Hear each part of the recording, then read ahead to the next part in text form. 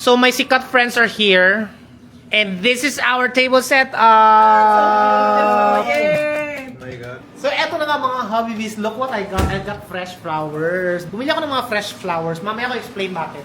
So eto na nga mga hobbies. I'm so excited today because I have my sikat friends. We have our sikat friends coming over for dinner. What? Pero more than that, mas excited ako because every time, alam niyo naman, pag may mga bisita dito sa bahay, I get to set up the table. So I'm gonna do tablescaping. Tablescaping tayo today. And I'm very excited because I've got new toys to play with. Toys talaga. So I got these from Lecraft. They're called Lecraft. Thank you so much for sending these over. So these are handmade, handcrafted na mga placemats. Our table is actually 8-seater, but I always want 10 pieces because just in case masira, 'di ba? Meron kang pampalit. So nandito na pala yung aming isang sikat friend. Mr. Jeffrey Hidalgo is in the house. Direct Jeffrey Hidalgo. Sikat friends. Sikat friends. Parang knitted, no? Tinahi talaga siya.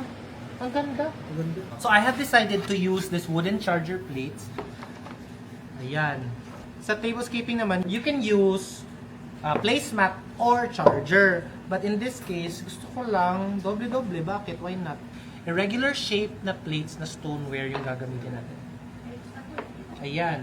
Ma'am, your opinion? I think for me, Should be gold. Ay, black pa. Ah, tingnan black. mo. Yes, Kasi okay. siya bagay siya because of Tama. the black and brown na placemats. Kaya huwag Look at yung the gold, oh. Maganda naman ang gold. Pero, Pero mas maganda naman. iba ang dating nito.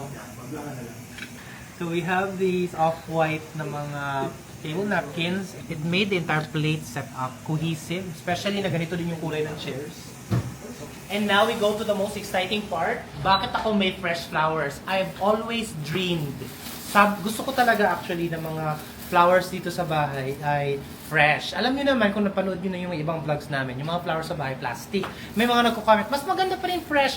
Well, the thing is, pag fresh kasi, mas kailangan ng maintenance. Pag mga plastic flowers kasi, gagastos ka one time tapos forever na. Pero still, I agree with you. Mas maganda ang fresh. So today, first time kong gagawin.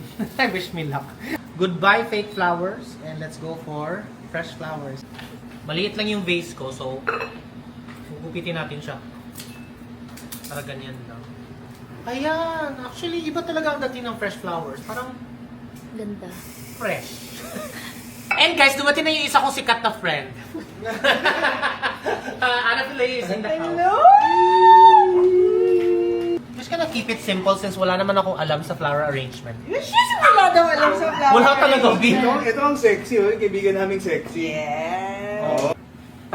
Ayan. I'm not an expert at all. Hindi ako marunong mag-flower arrangement. So, I kept it simple. Masaya lang ako na fresh ang flowers. And there's a certain kind of happy feeling pag nakakita ng fresh. Ang fresh ng friend ko, di ba? So, pag nakita ng fresh, fan to Ana. Pero ang saya ko kasi may fresh flowers. Pero gusto ko mag-aral ng paano Yeah. flower arrangement. Flower arrangement na mas maganda. Hi, Doc! Dito pa isa namin sikat na friend. Sikat chupoy. Miss you. I miss you. Hindi ka mahilig sa yellow, no? Hindi ngayon. Ay, ang dami. Pag si Doc Jinky talaga pumunta sa bahay, ang daming pagkain. Laging yan. I miss you. This is our table set Oh, Oh yay. my God. I love your new placemat. And Yes! Ay, hindi ko pala nasabi sa iyo. Kakarating lang yan because pinadala ng Lecraft. They're handmade. Ang ganda. Seriously, where is the craft? Ay, teka muna. Pwede sila magpadala sa'yo. Hingitin kita.